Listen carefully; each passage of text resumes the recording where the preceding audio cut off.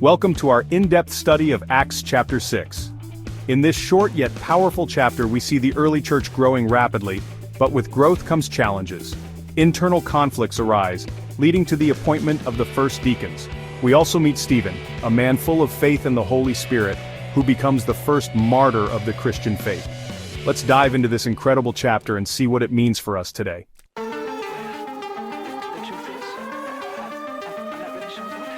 Acts 6 opens with a problem as the church grew. Some groups felt neglected. The Hellenistic or Greek-speaking Jewish widows were being overlooked in the daily distribution of food, while the Hebraic or Aramaic-speaking Jews seemed to be receiving proper care. This led to complaints and tension within the community. The early church was expanding rapidly, and with growth came organizational struggles. Even in a spirit-filled community, human issues like favoritism and division can arise. The Hellenistic Jews were Greek-speaking Jews who had lived outside of Israel, while the Hebraic Jews were native-born and spoke Aramaic. The cultural divide may have contributed to the unintentional neglect of the Hellenistic widows. Instead of ignoring the complaint or trying to micromanage everything, the apostles proposed a solution delegating the responsibility to qualified leaders. Every growing church faces challenges. How we handle them matters. Are we addressing problems with wisdom and humility, or ignoring them until they cause division?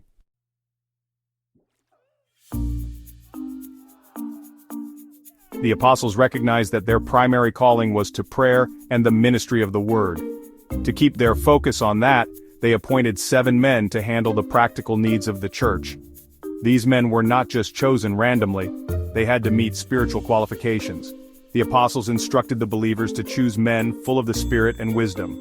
Practical service in the church still requires spiritual maturity. The 7 men chosen were Stephen, Philip, Prochorus, Nicanor, Timon, Parmenas, and Nicholas, a convert from Antioch. Interestingly, all 7 names are Greek, indicating that the church chose men from the Hellenistic group to ensure fairness. The apostles laid hands on them, symbolizing their commissioning and blessing for ministry.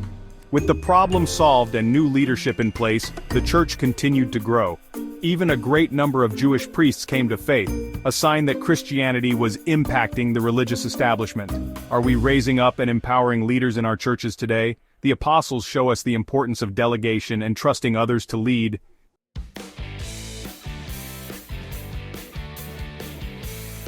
Among the 7 men, Stephen stands out. He was full of faith in the Holy Spirit, and God used him mightily in preaching and performing signs and wonders. His ministry drew attention and opposition. Stephen wasn't just handling food distribution, he was also preaching powerfully and performing miracles. This reminds us that serving in practical roles doesn't mean a person isn't called to greater spiritual impact.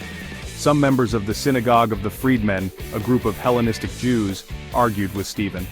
However, they could not refute his wisdom or the power of the Spirit working in him. Stephen's life challenges us to be both servants and bold witnesses. Are we allowing the Holy Spirit to work through us in both practical and spiritual ways?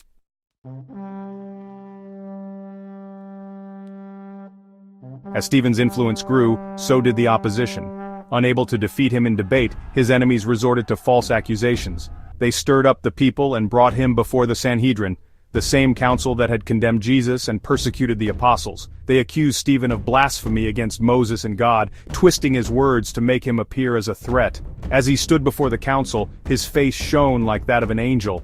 This is reminiscent of Moses when he descended from Mount Sinai after encountering God.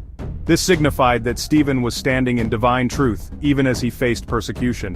When we stand for truth, opposition will come. How do we respond when falsely accused? Do we panic, or do we trust God and remain firm in our faith?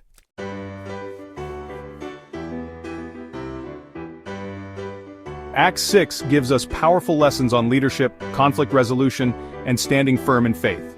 Here are the key takeaways. 1. Church growth brings challenges, but wise leadership finds solutions. 2. God calls leaders to be both spiritually mature and practically capable. 3. Serving in any capacity should be done with the power of the Holy Spirit. 4. Faithfulness to God often brings opposition, but we can stand strong in Him. As we move into Acts 7, we will witness Stephen's powerful defense before the Sanhedrin and his ultimate martyrdom.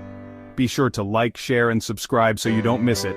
Thanks for joining today's Bible study. See you next time.